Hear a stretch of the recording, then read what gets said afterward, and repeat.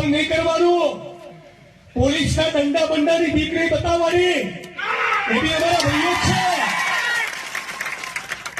અને અહીંયા કોઈ કલેક્ટર ને એસપી ને બહુ પાવર હોય તો અહીંયા ઇલીગલ માઇનિંગ ચાલે છે, દારૂ જુગાર ચાલે નહીં કરો.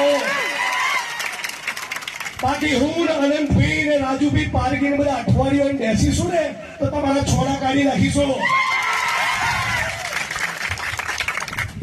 મધ્યપ્રદેશ માંથી મહારાષ્ટ્રની હું એક વાર નહીં 1000 વાર કહીશ કે જે પણ પોલીસના અધિકારીઓ દેશી દારૂ અડ્ડા ચલાવવા માટે બુટલેગરોને પ્રોત્સાહન આપશે, દેશી ડ્રગ્સના અડ્ડા ચલાવવા માટે આ માફિયાઓને આગળ કરશે, એ અધિકારીઓના એક વાર નહીં 1000 વાર પથ્થરનો પટ્ટા અમે ગુજરાતની જનતા ઉતારીશું. અને આ ભ્રષ્ટ અધિકારીઓ નહીં, હર્ષ સંઘવી અધિકારીઓને તમે છાવરવાનું કામ કરશો, તમે આ બુટલેગરોને છાવરવાનું કામ કરશો તો આ ગુજરાતની જનતા અધિકારીઓની સાથે સાથે હર્ષ સંઘવીના પણ બક્કલ અને પટ્ટા ઉતરાવી દેવાનું કામ કરશે. યાદ રાખજો. બીજું કોઈ બોલે કે ના બોલે, સાચી વિગત હશે તો ખોટું કરવા વાળાને મોઢે ફેણ કઢાવશો, એટલું પાકું તમને ખાતરી આપીએ છીએ. જિગ્નેશ મેવાણીની ભાષાને લઈને સંસ્કારનો ઉપદેશ આપનારા હર્ષ સંઘવીને વિનંતી છે કે સંસ્કારની વાત તમારે કરવાની નથી. તમે 2013માં પીએસઆઈને લાફા મારી લીધેલા છે અને એના પટ્ટા ઉતરાવી નાખેલા છે અને દાદાગીરી કરી અને નાગાઈ કરવાની તમે કોઈ સીમા નથી છોડી. પીઆઈઓની બદલી કરાવી નાખેલી છે, તપાસ બોગસ કરાવડાવી છે અને તમે નિર્દોષ છૂટી જાવ એવા તમામ ષડયંત્રો પોલીસને અને અધિકારીને હાથો બનાવી કરી ચૂક્યા છો. સંસ્કારની વાત તો બિલકુલ કરવી જ નહીં. બીજું કે તમે સરકારી સિવિલ હોસ્પિટલમાં જઈ અને સરકારી માણસોને ટાંટિયા તોડી નાખવાની ધમકી આપી ચૂક્યા છો, એટલે સંસ્કારની વાત તો તમારે કરવાની થતી નથી. અને જિગ્નેશ મેવાણીએ એવું નથી કીધું ટાંટિયા ભાંગી નાખીશું કે આમ કરી નાખીશું તેમ કરી નાખશું. હર્ષ સંઘવી અને જિગ્નેશ મેવાણીના શબ્દો ઉપરથી આપણે સંસ્કાર નક્કી કરવા છે. જિગ્નેશ મેવાણી એવું બોલ્યા કે ભાઈ પટ્ટા ઉતારી નાખવાની આવશે. હર્ષ સંઘવી એવું બોલ્યા કે ટાંટિયા ભાંગી નાખીશ.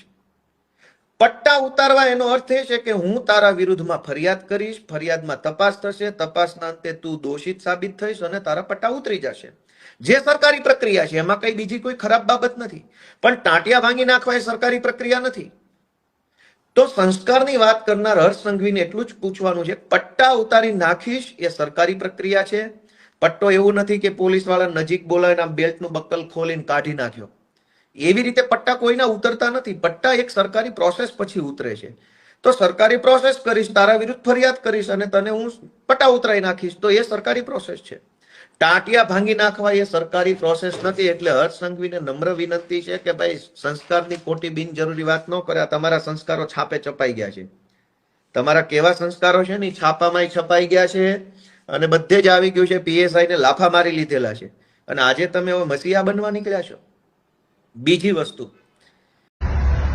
મિત્રો, સંસ્કારી ગૃહમંત્રી આદરણીય પરમ પૂજ્ય ધુરંધર મિસ્ટર હર્ષ સંઘવી, જેમને લોકોના સંસ્કારની બહુ ચિંતા છે, એ હર્ષ સંઘવી ભાઈએ 2013માં એવું કૃત્ય કર્યું હતું કે એમની સામે મને મળેલી માહિતી પ્રમાણે સુરતના ઉમરા પોલીસ સ્ટેશનમાં એક ગુનો નોંધાય છે, જેનો એફઆઈઆર નંબર છે 251/2013, જેની કલમો છે જે તે વખતેની આઈપીસી કલમ 143, આઈપીસી કલમ 147 એટલે કે રાયોટિંગ, પણ મહત્વની કલમ જે 332 એટલે કે જાહેર સેવક સરકારી કર્મચારી ઉપર હુમલો કરવો. જી હા, ગુજરાતના નાયબ મુખ્યમંત્રી હોમ મિનિસ્ટર હર્ષ સંઘવી ઉપર 2013માં સુરતના ઉમરા પોલીસ સ્ટેશનમાં એફઆઈઆર નંબર 251/2013 દરમિયાન આ કલમ 332 હેઠળ એક સરકારી કર્મચારી પર હુમલો કરવાનો ગુનો નોંધાયેલો. મારી શુદ્ધ જાણકારી મુજબ સબ્જેક્ટ ટુ કરેક્શન ભૂલ થતી હશે, હું જાહેરમાં સોરી કહીશ, પણ મારી શુદ્ધ જાણકારી પ્રમાણે જે જાહેર સેવક ઉપર હુમલાનો એમની ઉપર આરોપ હતો અને ગુનો દાખલ થયેલો એ પોતે પોલીસ સબ ઇન્સ્પેક્ટર હતા. ગુજરાતમાં ભારતીય જનતા પાર્ટીના માણસો જે પોલીસના મિત્રોને મારી સામે ઉશ્કેરી રહ્યા છે, એ લોકો જાણે કે હર્ષ સંઘવી કેટલા સંસ્કારી છે, એમના સંસ્કાર કેટલા ઉજળા છે કે જાહેર સેવક પોલીસ કર્મીની ઉપર હુમલો કરવાનો આઈપીસીની કલમ 332 મુજબ એમની સામે ઉમરા પોલીસ સ્ટેશનમાં જે તે વખતે ગુનો દાખલ થયેલો અને પછી આગળ જતા તમે સમજી શકો છો કલમો નીકળી ગયેલી અને સાદી એકાદી કલમ કદાચ કોઈ બચી હતી અને બીજા પણ ભારતીય જનતા પાર્ટીના મિત્રોએ પટ્ટા ઉતારી દેવાની વાત એટલા માટે કરી હતી પોલીસના કે એ એમના નજીકના પરિચિત થતા હતા અમુક આરોપીઓને બચાવવાની વાત હતી. મારા કિસ્સામાં એવું નથી. જે દારૂ જુગારના ડ્રગ્સમાંથી કમાઈ એના પટ્ટા ઉતારવાની એમને સસ્પેન્ડ કરવાની વાત કરી હતી. એટલે આટલી એક વાત સમગ્ર ગુજરાતની મીડિયા અને સમગ્ર ગુજરાતની જનતા સમક્ષ રજૂ કરવા માંગુ છું. આશા રાખું છું કે આ વિડીયો સંસ્કારી મંત્રીને ખૂબ પસંદ આવશે.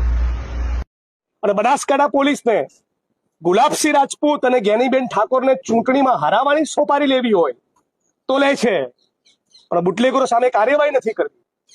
શું કારણ છે? કોમ્પ્રોમાઇઝ છે. બનાસકાંઠા પોલીસ કોમ્પ્રોમાઇઝ છે. કોઈ વ્યક્તિ અધિકારીનું નામ નહીં લઉં, બરાબર? બાકી આટલું બધું કેવી રીતે ચાલી શકે? આટલું ધુપ્પલ કેમ હોય? આપણો જિલ્લો કેમ આવો હોય? કેમ પાલનપુરમાં એમડી ડ્રગ્સ આવી ગયું? હું ધારાસભ્ય બન્યો 2017માં, ત્યારે તો આવું નહોતું. ત્યારે દારૂના અડ્ડા હતા, જુગારના અડ્ડા હતા, પણ એમડી ડ્રગ્સ નહોતું. તો બનાસકાંઠા પોલીસ પ્રશાસનની જવાબદારી બને છે આની સામે કડક હાથે કાર્યવાહી કરે. ગુલાબસિંહ રાજપૂતે આખા જિલ્લાના ની અંદર દારૂ ડ્રગ્સ વેચાય છે એની વાત કરી. આજે મેં પાલનપુર ને વડગામથી શરૂઆત કરી છે. આજે વડગામ પાલનપુરથી શરૂઆત કરી છે. આખા બનાસકાંઠા જિલ્લાના 14 તાલુકામાં મુદ્દો મેં ઉપાડીશું. વ્યક્તિગત પણ ઉપાડીશ અને કોંગ્રેસ પાર્ટી તરીકે પણ ઉપાડીશ. આ બનાસકાંઠા જિલ્લાના અમારા એક્ટિવિઝમનો એજન્ડા છે અને રહેશે. અને હું અહીંયા પાલનપુર શહેરમાં આ મીડિયા બાઇટ્સ પછી, આજે કલેક્ટર સમક્ષ કરેલી ફરિયાદ પછી, એસપી સમક્ષ કરેલી ફરિયાદ પછી 5 દિવસ પછી, અઠવાડિયા પછી શું પરિસ્થિતિનું નિર્માણ થાય છે એનું પણ ફોલોઅપ લેવાનો છે. મિત્રો, કોંગ્રેસની જન આક્રોશ રેલી પહોંચી રહી છે મહેસાણા. 29 તારીખે બપોરે 2 વાગે ઉત્સવ પાર્ટી પ્લોટ સોમનાથ ચોકડી પાસે જાહેર સભા છે. આપ તમામ મહેસાણા વાસીઓને કાર્યક્રમમાં જોડાવા વિનંતી કરું છું, અપીલ કરું છું. જાહેર સભા બાદ કલેક્ટર કચેરી મહેસાણા ખાતે બપોરે 3 વાગે રેલી સ્વરૂપે આવેદનપત્ર આપવા જવાનું છે. એમાં પણ આપ જોડાઓ.